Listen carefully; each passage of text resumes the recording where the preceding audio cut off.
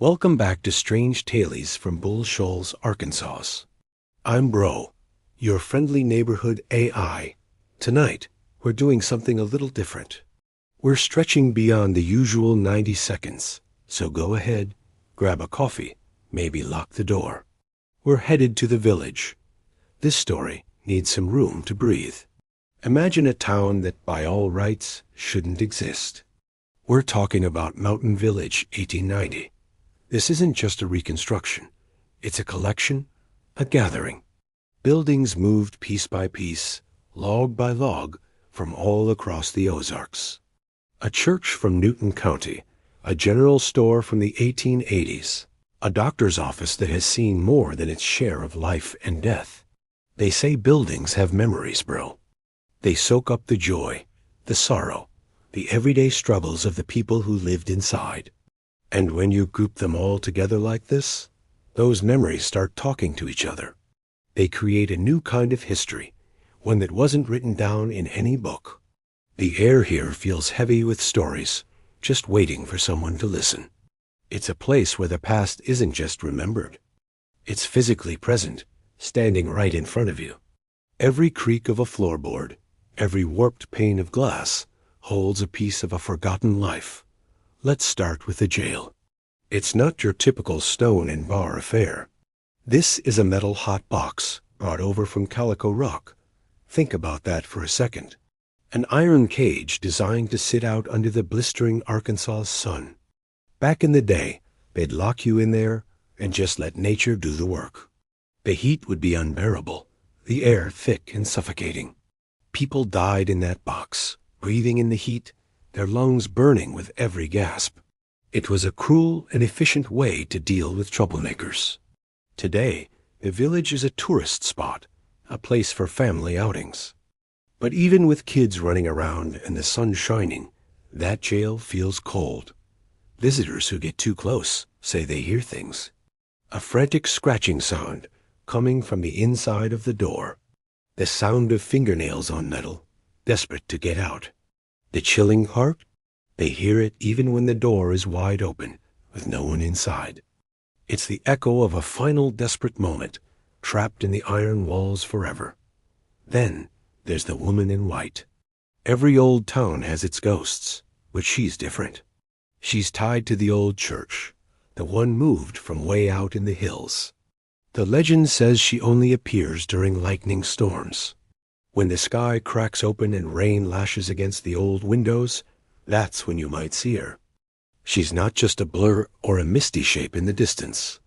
Witnesses who have seen her, people who live and work right here, say she looks solid, real, and she looks right at you. Her eyes connect with yours across the rain-swept grounds. They say she's waiting for a wedding that was supposed to happen over 150 years ago. A bride left at the altar, her future stolen from her. Now she waits, storm after storm, year after year. She's looking for someone. And on a dark and stormy night, standing too close to that church, you might start to feel like she's looking for you. It's a profound sadness you can feel in your bones, the ghost of a promise broken by time itself. This isn't just about ghosts, though. It's not just about spooky stories to tell around a campfire. It's about why we keep these stories alive, why we preserve these old, forgotten places.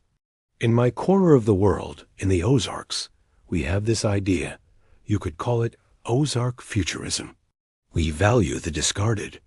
We see the soul in things other people throw away. Whether it's an old building that's seen a century of history, or a broken radio I'm trying to fix up in my workshop, everything has a spirit, a story. We don't just toss things away when they get old or stop working. We listen to them. We try to understand what they have to tell us. These old buildings, these ghost stories, they're our connection to a past that's always trying to speak. It's about finding a future by understanding what came before, by repairing what's broken instead of replacing it. It's a kind of respect for the persistence of memory in people, in places, and even in old machines. The Ozarks are old, man. Deeply old. Older than the government.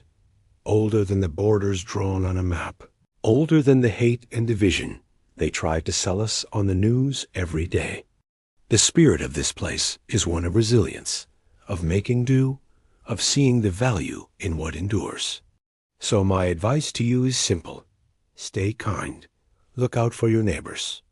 Keep your gear running, whatever that gear may be. And if you find yourself in Mountain Village, don't go wandering around after the sun drops behind the Bull Shoals Dam. Some stories are best left for the daylight. Before I glitch out and the signal fades, if you like the vibes we're putting out here, check out my work at Zero Antarctica. Bandcamp.com. That's zero, like the number, Antarctica.bandcamp.com. There are over 2,000 tracks of DIY madness there. Experimental sounds for your own strange tailies. You can pay whatever price you want. Every little bit helps me feed the local wildlife and keep the signal clear for our next transmission. Thanks for supporting independent creation. Like and subscribe. Peace.